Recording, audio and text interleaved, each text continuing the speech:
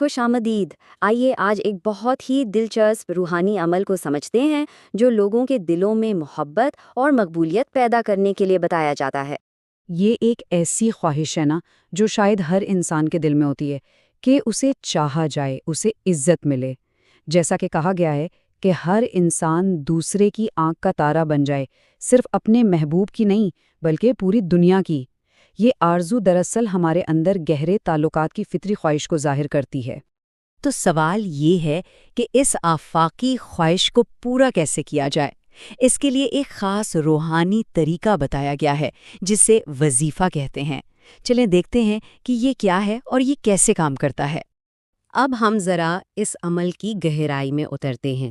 یہ وظیفہ بنیادی طور پر 3 اہم ستونوں پر کھڑا ہے جو اس کی کامیابی کے لیے ضروری سمجھے جاتے ہیں۔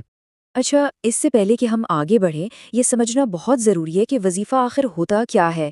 دیکھیں، اسلام میں یہ ایک روحانی مشق ہے جس میں اللہ کے ناموں یا خاص آیات کو ایک مقررہ تعداد میں دہرایا جاتا ہے تاکہ اپنے مقاصد حاصل کیے جا سکیں۔ اس عمل کا جو مرکز ہے، جو اس کی جان ہے، وہ ہے اللہ کا نام یا رافع۔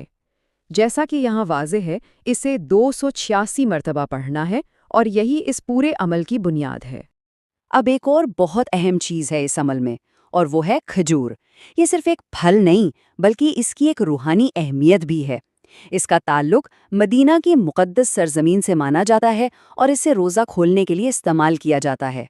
تو اب جب ہم نے اس کے اجزاء کو سمجھ لیا ہے، آئیے دیکھتے ہیں کہ یہ 6 دن کا عمل آخر کرنا کیسے ہے۔ مرحلہ وار اس کو سمجھتے ہیں تاکہ کوئی غلطی نہ ہو۔ اس کے 6 بہت ہی آسان سے مراحل ہیں۔ سب سے پہلے عمل کے شروع اور آخر میں 14 مرتبہ درود پاک پڑھنا ہے۔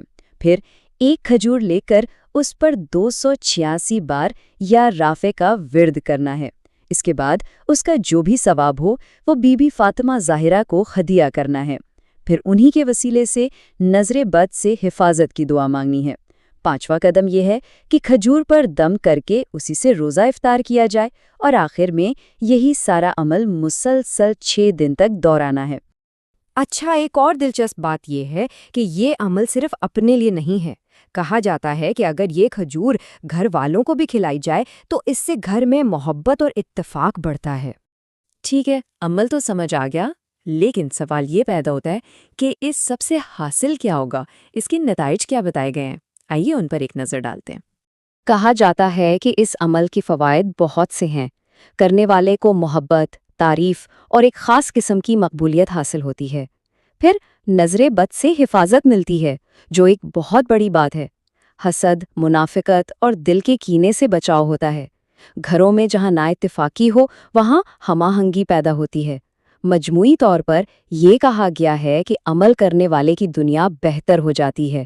اور ایک مزے کی بات یہ بھی بتایا گیا ہے کہ جو لوگ آج کل کے دور میں وائرل ہونا چاہتے ہیں ان کے لیے بھی یہ مؤثر ہو سکتا ہے۔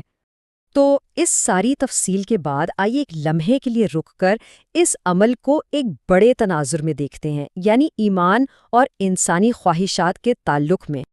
یہ بات ہمیں سوچنے پر مجبور کرتی ہے نا کہ محبت اور تعریف حاصل کرنے کے لیے اس طرح کے مخصوص روحانی طریقوں کا وجود انسان کی تعلق اور اپنائیت کی گہری اور آفاقی ضرورت کے بارے میں ہمیں کیا سکھاتا ہے۔